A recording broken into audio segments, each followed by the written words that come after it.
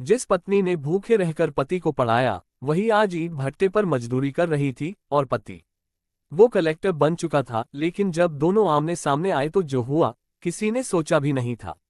राजस्थान के एक छोटे से गांव में रहती थी सीमा, एक सीधी सादी मेहनती लड़की। उसकी शादी हुई थी रवि से, जो पढ़ाई में बहुत तेज था लेकिन बेहद गरीब था। सीमा ने शादी के बाद एक ही सपना देखा, मेरा पति एक दिन बड़ा अफसर बनेगा। घर की हालत इतनी खराब थी कि कई बार खाना भी नसीब नहीं होता था। लेकिन सीमा ने कभी हार नहीं मानी। वो खुद खेतों में मजदूरी करती, दूसरों के घरों में काम करती और हर पैसे को जोड़कर रवि की पढ़ाई में लगा देती। रवि शहर चला गया पढ़ाई करने। शुरू शुरू में फोन करता था, चिट्ठियां लिखता था, लेकिन धीरे धीरे सब बंद हो गया।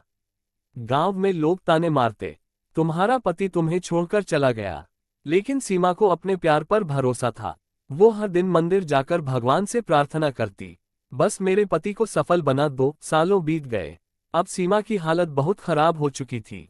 वो पास के ईंट भट्टे पर मजदूरी करने लगी। धूप, धूल और दर्द में भी उसके चेहरे पर उम्मीद थी। उधर रवि ने यूपीएससी पास कर लिया और बन गया कलेक्टर। लेकिन उसने कभी पीछे मुड़कर नहीं देखा। एक दिन कलेक्टर रवि अपने ही गांव निरीक्षण के लिए पहुंचा। पूरा गांव जमा हो गया। तभी उसकी नजर एक औरत पर पड़ी, जो सिर पर ईंट उठाए हुए थी, चेहरा धूल से भरा हुआ। वो औरत कोई और नहीं, सीमा थी। रवि की आंखें भर आईं। वो दौड़कर उसके पास गया और बोला, सीमा, मुझे माफ कर दो। सीमा ने उसकी तरफ देखा, आंखों में आंसू थे लेकिन दिल में दर्द। सीमा ने धीरे से कहा, मैंने तुम्हें कभी रोका नहीं, हमेशा तुम्हारे सपनों के लिए जिया, लेकिन तुमने मुझे ही भुला दिया। पूरा गांव ये नजारा देख रहा था। रवि सबके सामने घुटनों पर बैठ गया और बोला, आज जो मैं हूं, सिर्फ तुम्हारी वजह से हूं, मुझे एक मौका और दे दो। सीमा की आंखों से आंसू बह निकले और उसने उसे माफ कर दिया। उस दिन के बाद कलेक्टर रवि ने अपनी पत्नी को सम्मान के साथ अपने साथ रखा और गांव में एक मिसाल बन गया। सच्चा प्यार कभी हारता नहीं। गांव में अब हर कोई रवि और सीमा की कहानी की बातें कर रहा था।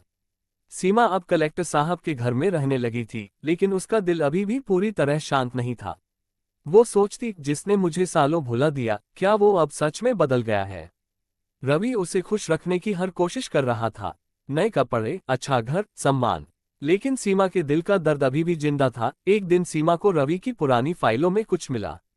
कुछ चिट्ठियां जो उसने सालों पहले रवि को भेजी थीं, लेकिन वो कभी खोली ही नहीं गई थी।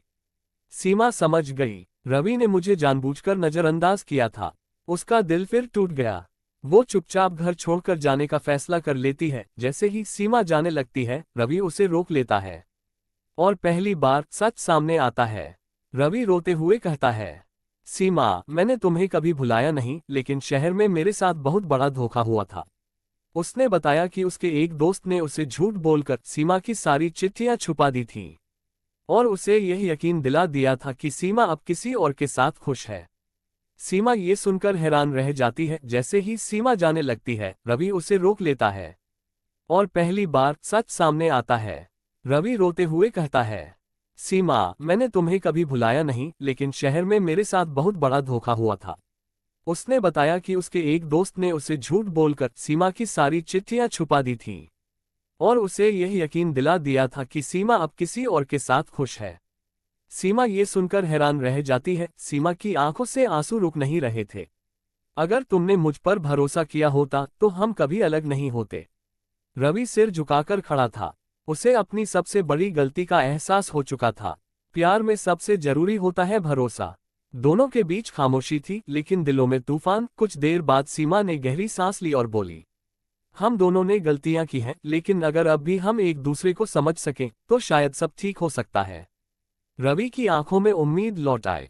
दोनों ने एक नई शुरुआत करने का फैसला किया, इस बार भरोसे और सच्चाई के साथ। कुछ महीनों बाद रवि और सीमा ने मिलकर गांव में एक स्कूल और महिला सहायता केंद्र खोला, ताकि कोई और सीमा कभी मजबूरी में मजदूरी न करे। प्यार सिर्फ साथ रहने का नाम नहीं, बल्कि हर मुश्किल में एक दूसरे पर भरोसा करने का नाम है। अगर आपको ये कहानी पसंद आए हो तो लाइक, कमेंट और channel real life stories Hindi को सब्सक्राइब जरूर करें।